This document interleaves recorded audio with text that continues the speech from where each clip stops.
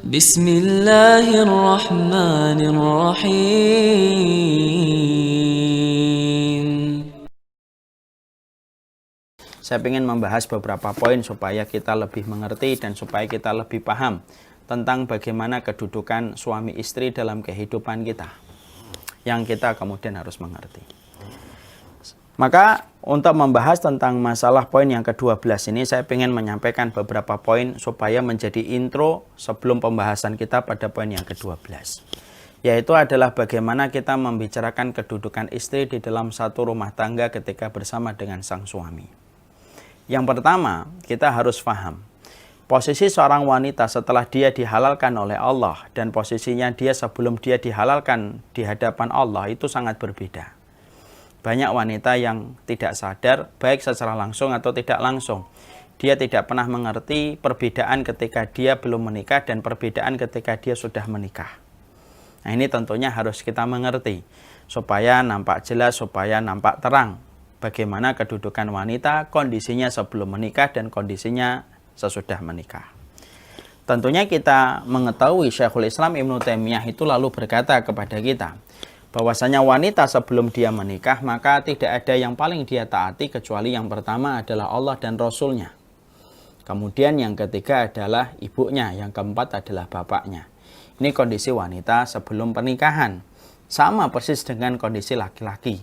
Sebelum pernikahan adalah tidak ada yang paling dia taati kecuali Allah dan Rasulnya, ibu dan bapaknya.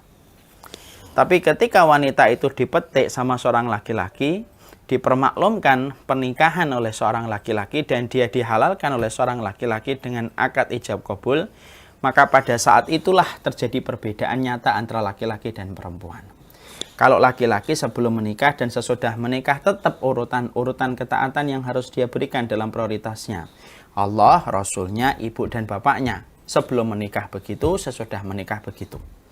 Tapi ketika perempuan sebelum menikah Allah, Rasul dan ibu dan bapaknya, tapi setelah dia dihalalkan oleh seorang laki-laki dengan ijab kabul yang dia ucapkan, qabiltu nikahaha wa tazwijaha bimahrin madkurin halan. Aku terima nikahnya dan mas kawinnya sebagaimana yang tertera dengan kondisi kontan dan cash. Ketika seorang wanita telah dihalalkan oleh seorang laki-laki semacam ini, maka urutan prioritas ketaatan dia langsung berubah. Ya, yang pertama Allah, yang kedua Rasul, yang ketiga adalah suaminya, yang keempat ibunya, dan yang kelima adalah yang keempat adalah ibunya, yang kelima adalah suaminya, adalah bapaknya. Ini berubah. Kenapa kita harus membicarakan ini pada poin yang pertama? Ini cukup penting karena banyaknya orang yang hari ini menikah dari kalangan laki-laki dan perempuan tetapi tidak mengetahui bagaimana ilmunya di dalam pernikahan.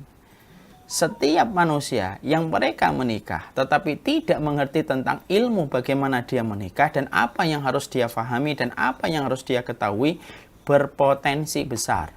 Apapun yang tanpa didasari dengan ilmu, kemadharatannya lebih dekat dan lebih dahsyat akan terjadi daripada mereka yang sudah mengetahui ilmunya.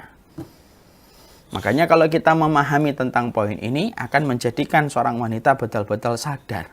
Setelah kamu dihalalkan oleh seorang laki-laki, pada saat itulah kamu harus tahu. Pada saat itulah kamu harus betul-betul mampu untuk mengimani Allah, Rasulnya, suamimu, ibumu dan bapakmu. Dan itu menjadi ketetapan yang harus kita berikan kepatuhan dan kita harus berikan takzim kepada aturan syariat yang Allah berikan ketika sebelum kita menikah sampai kita menikah. Nah, tentunya aturan ini banyak tidak diketahui oleh kalangan feminisme, oleh kalangan sekulerisme. Karena apa? Bagi mereka itu pernikahan itu tidak memerlukan ilmu. Tapi orang yang beriman itu paham. Orang yang beriman itu ketika mereka menikah, mereka tahu ilmunya. Dan salah satu konsekuensi ilmu yang harus kita ketahui dengan benar. Orang yang menikah itu dari kalangan wanita itu berubah urutan prioritas dia di dalam ketaatan. Ini yang pertama. Makanya kalau kita menjumpai ada seorang ibu meminta kepada putrinya, lalu bersamaan pada saat yang sama ada seorang suami meminta dari istrinya, maka sesungguhnya kalau kita ditanya, mana yang saya harus taati, Ustaz? Ibu saya mengatakan saya harus ke Bandung, ibu saya mengatakan saya harus beli bakso, suami saya menyuruh saya supaya saya membeli nasi goreng. Dua-duanya datang bersamaan. Maka yang kita dahulukan adalah memberikan loyalitas serta ketaatan kepada suami lebih didahulukan daripada memberikan ketaatan kepada seorang ibu. Makanya kita harus paham ya. Makanya kalau ada ibu-ibu yang menikahkan putrinya harus paham konsekuensinya. Ketika kita telah melepaskan putri kita untuk dihalalkan oleh seorang laki-laki, di situ kita harus paham. Di situ kita harus mengerti maknanya. Berarti kamu harus selera dikalahkan dalam tanda kutip perintahnya dibandingkan perintah dari laki-laki yang telah engkau berikan izin untuk menghalalkan putrimu. Dan itulah sejatinya yang harus difahami. Makanya salah nih kalau ada seorang wanita, seorang ibu ketika akan melepaskan putrinya dalam pernikahan, ibunya berkata, nih aku izinkan kamu nikah, tapi nanti kalau ibu dapetin kamu nikah, kamu jangan sampai kemudian berubah kepada ibu, harus tetap, bahkan kalau bisa lebih. Ini salah. Ini merupakan sesuatu yang sejatinya harus dibenarkan sesuai dengan syariat. Ini yang pertama. Yang kedua yang kita harus pahami kalau sudah membicarakan tentang wanita, yaitu adalah sesungguhnya keberkahan wanita itu terletak bagaimana posisi dia di hadapan suaminya. Jadi keberkahan wanita itu terletak bagaimana posisi dia di hadapan suaminya. Karena ketika dia telah dihalalkan oleh seorang laki-laki, maka semenjak saat itu semua urusan yang dia miliki ditanggung oleh suaminya. Sandangnya, papannya, dan papanya, sandangnya, papannya, dan pangannya kemudian menjadi tanggungan seorang suami. Dan semenjak saat itu, kita harus paham, seorang wanita itu puncak karir tertinggi dari wanita itu sebenarnya cuma dua. Apa itu puncak karir seorang wanita dalam kehidupannya? Satu, mendapatkan ridho dari suaminya. Dua, berhasil mencetak generasi yang solih dan taat kepada Allah. Dua ini kalau dapat itu puncak karir. Melebihi wanita yang berpredikat sebagai komisaris di sebuah perusahaan. Melebihi predikat seorang wanita yang menjadi menteri. Atau menteri bertangan besi, misalkan Margaret Thatcher. Kalah. Kenapa? Karena puncak tertinggi dari karir seorang wanita itu adalah ketika mereka mampu mendapatkan ridho dari suaminya dan mampu mencetak generasi keturunannya dengan kesolihan dan ketaatan. Dan keberkahan wanita itu tergantung bagaimana posisi dia di hadapan suaminya. Makanya Rasulullah SAW ketika beliau pernah didatangi seorang wanita, dicurhatin wanita itu tentang perilaku suaminya, perhatikan. Rasulullah itu berkata, ungduri. Sesungguhnya perhatikan dirimu di hati suamimu. Fa innama huwa jannatuki wa naruki. Apapun kondisi suamimu, sesungguhnya dialah pintu surgamu sebagaimana dia bisa menjadi pintu nerakamu. Nah, disitulah kita akhirnya mengetahui berarti keberkahan hidupnya seorang wanita itu terletak bagaimana dia mendapatkan keridhaan di hati suaminya dan posisi dia di hati suaminya. Makanya jihad terbesar wanita bukan di medan jihad layaknya di Palestina.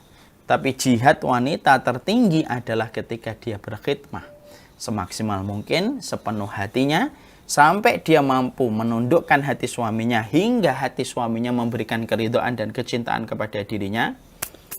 Maka 8 pintu surga akan dia dapatkan dan memanggil namanya ketika dia berhasil mengalahkan nafsunya, perasaannya, pemikirannya, was-wasnya, sampai dia mendapatkan ridho dari suaminya, maka sesungguhnya Allah akan memberikan balasan cash dan kontan.